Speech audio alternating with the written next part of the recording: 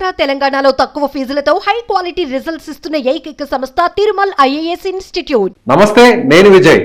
ఆంధ్రప్రదేశ్ రాజధాని అమరావతి రాజధానిగా నిర్మాణం చేపట్టబోతున్నటువంటి అమరావతి ప్రజలకు అలాగే ఏపీ ప్రజలకు కూడా ఇదొక గుడ్ న్యూస్ గానే చెప్పాలి. ఎందుకంటే 15,000 కోట్ల రూపాయలని రాజధాని నిర్మాణం కోసం అమరావతికి 15,000 కోట్ల రూపాయలను రుణంగా ఇవ్వడానికి ప్రపంచ బ్యాంకు అలాగే ఏషియన్ డెవలప్మెంట్ బ్యాంకు ఈ రెండు బ్యాంకులు కూడా సంయుక్తంగా గ్రీన్ సిగ్నల్ ఇచ్చేసాయి. అతి త్వరలోనే వీటికి సంబంధించినటువంటి నిధులను కూడా ఇవ్వడానికి సిద్ధమైంది. దీనికి సంబంధించినటువంటి ఒక అప్రూవల్ లెటర్ ను కూడా సెంట్రల్ గవర్నమెంట్ కి ఇటీవలే వరల్డ్ బ్యాంకు అదేవిధంగా ఏడీబీ బ్యాంకు అంటే ఏషియన్ డెవలప్మెంట్ బ్యాంక్ ఈ రెండు బ్యాంకులు కూడా ముందుకొచ్చాయి.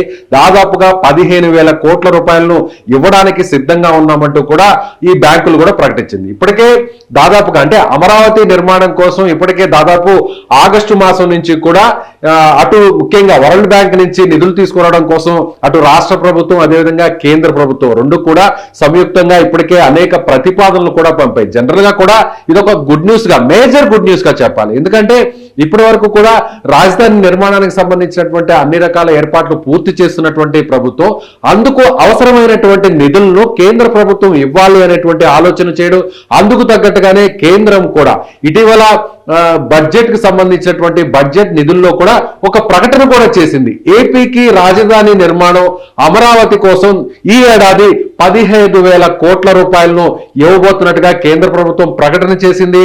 అందులో భాగంగానే ఇప్పుడు వరల్డ్ బ్యాంక్ నుంచి అదేవిధంగా ఏడీబీ బ్యాంక్ నుంచి ఈ రెండు బ్యాంకులు కూడా 15,000 కోట్ల రూపాయలు ఈ ఏడాది ఇవ్వడానికి ముందుకొచ్చాయి. అందులో భాగంగానే అడ్వాన్స్ గానే నవంబర్లోనే 3,750 కోట్ల రూపాయలను అటు అమరావతికి ఇవ్వడానికి ఈ రెండు బ్యాంకులు కూడా ముందుకు వచ్చాయి. ఢిల్లీలో గురువారం రోజున దీనికి సంబంధించినటువంటి సమావేశం 3వ తారీఖున జరగబోతుంది. అటు కేంద్ర ఆర్థిక శాఖకు సంబంధించినటువంటి అధికారులు అలాగే రాష్ట్ర ప్రభుత్వానికి సంబంధించినటువంటి ప్రతినిధులు వీరితో పాటుగా వరల్డ్ బ్యాంక్ ప్రతినిధులు కూడా ఈ సమావేశంలో భేటీ కాబోతున్నారు. ఇందుకు సంబంధించినటువంటి అప్రూవల్స్ ఏదైతే ప్రొసీజర్ ఉంటుందో దాన్నంతా కూడా ఫాలో కాబోతున్నారు. నవంబర్ నెలలోనే కేవలం కొన్ని నెలల వ్యవధిలోనే మొత్తం అప్రూవల్స్ అంతా వచ్చిన తర్వాత అడ్వాన్స్ గా 3,750 కోట్ల రూపాయలను అమరావతికి ఇవ్వబోతున్నారు.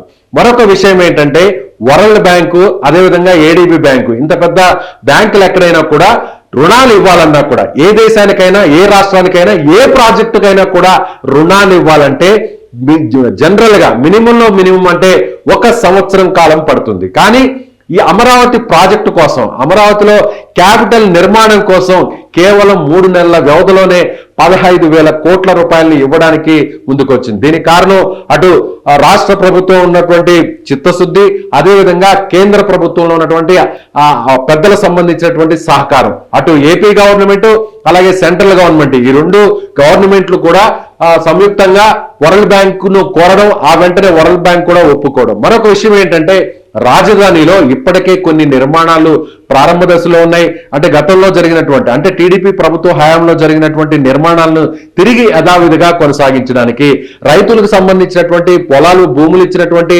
రైతులకు సంబంధించినటువంటి ఆ ప్లాట్స్ ను వాటిని డెవలప్మెంట్ చేయడానికి అదేవిధంగా రాజధానికి సంబంధించినటువంటి రోడ్ల నిర్మాణం చేపట్టడానికి అదేవిధంగా సచివాలయం నిర్మాణానికి అసెంబ్లీ నిర్మాణానికి అదేవిధంగా అక్కడ ఆయా విభాగాల అధిపతులు విభాగాలకు సంబంధించినటువంటి నిర్మాణాలు చేపట్టడానికి వీటన్నిటికి కూడా తొలి దశలో దాదాపుగా 49,000 కోట్ల రూపాయలు ఖర్చవుతుందని ఇప్పటికే ఏపీ గవర్నమెంట్ అంచనా వేసింది. అందులో భాగంగా తొలి దశలోనే వరల్డ్ బ్యాంక్ నుంచి మనకు 15,000 కోట్లు రాబోతున్నాయి. అయితే ఇక్కడ మరొక ప్రశ్న కూడా అందరికీ ఉత్పన్నం కావచ్చు. 15,000 కోట్ల రూపాయలు ఇచ్చేది రుణంగానే కదా, లోన్గానే ఇస్తున్నారు కదా, అప్పుగానే ఇస్తున్నారు కదా, మరి ఈ భారం అంతా కూడా మన గవర్నమెంట్ మీద మన ప్రభుత్వం మీద ఏపీ మీద పడుతుంది కదా, దీంట్లో సంతోషించాల్సినటువంటి విషయం ఏంటి అనేటువంటి అనుమానం అందరికీ కలుగుతుంది. అయితే ఇక్కడ మామూలుగా అయితే 15 ఏళ్ల పాటు మారటోరియం ఉంటుంది. వరల్డ్ బ్యాంక్ ఇచ్చేటువంటి 15,000 కోట్ల రూపాయల రుణానికి సంబంధించి తర్వాత ఈ రుణానికి సంబంధించి కూడా 4% వడ్డీ చెల్లించాల్సి ఉంటుంది. ఈ 4% సంబంధించినటువంటి వడ్డీని కూడా 90% కేంద్ర ప్రభుత్వం భరిస్తుంది. మిగిలినటువంటి 10% మాత్రమే ఏపీ ప్రభుత్వం, ఏపీకి సంబంధించినటువంటి గవర్నమెంట్ భరించాల్సి ఉంటుంది. అయితే ఆ 10% కూడా చెల్లించేటువంటి 4% వడ్డీలో కూడా 90% కేంద్రం భరిస్తుంది, 10% రాష్ట్ర ప్రభుత్వం భరించాలి.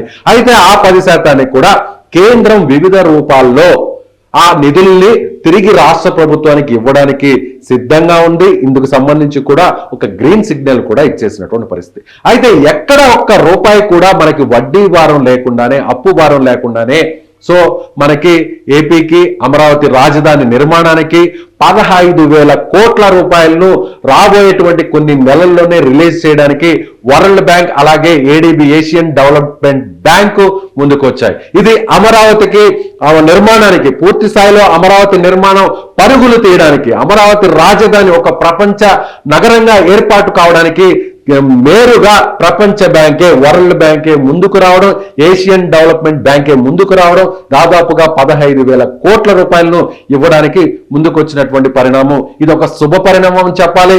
మరికొన్ని నెలల్లోనే అమరావతి రాజధాని నిర్మాణానికి అవసరమైనటువంటి పనులు తిరిగి ప్రారంభం కాబోతున్నాయి. ఒక వరల్డ్ క్లాస్ క్యాపిటల్ గా అమరావతి కాబోతుంది అనే దానికి ఇది ఒక శ్రీకారం చుడుతున్నటువంటి ఈ కార్యక్రమమని మనం చెప్పాలి. మరొక విషయం ఏంటంటే 2019కి ముందే అమరావతి నిర్మాణాన్ని ప్రారంభించినటువంటి నాటి తెలుగుదేశం ప్రభుత్వ హయాంలోనే వరల్డ్ బ్యాంక్ నుంచి రుణాన్ని పొందడం కోసం అప్పటి ప్రభుత్వం తీవ్రంగా ప్రయత్నించింది.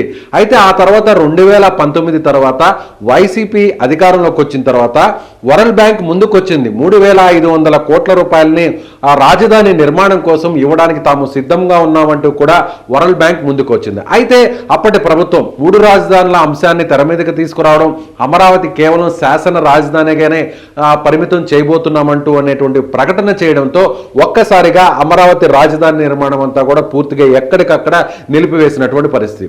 అదేవిధంగా వరల్డ్ బ్యాంక్ ఇవ్వడానికి సిద్ధంగా ఉన్నప్పటికీ కూడా అప్పుడు 3,500 కోట్లు 2019లో ఇవ్వడానికి ముందుకు వచ్చినప్పటికీ కూడా నాటి ప్రభుత్వం అమరావతి రాజధాని నిర్మాణానికి మీరిచ్చేటువంటి రుణం మాకు అవసరం లేదంటూ నేరుగా కేంద్రంలో ఉన్నటువంటి ఆర్థిక శాఖకు సంబంధించినటువంటి అధికారుల చేత అక్కడ వరల్డ్ బ్యాంకుకు సంబంధించి కూడా అధికారులకు చెప్పడం జరిగింది. సో అప్పుడు రావాల్సినటువంటి 3,500 కోట్ల రూపాయలు కూడా అప్పట్లో ఆగిపోయాయి. తర్వాత తిరిగి ఇప్పుడు అధికారంలోకి వచ్చినటువంటి కూటమి ప్రభుత్వం, తెలుగుదేశం, జనసేన, బీజేపీ ప్రభుత్వం వెంటనే రాజధాని నిర్మాణానికి నడుం బిగించడంతో అందులో భాగంగానే ఇప్పుడు రాబోతున్నటువంటి వరల్డ్ బ్యాంక్ ఇవ్వబోతున్నటువంటి ఈ 15,000 కోట్ల రూపాయలను త్వరితగతిన రావడం కోసం తీవ్రంగా ప్రయత్నించిందనే చెప్పాలి.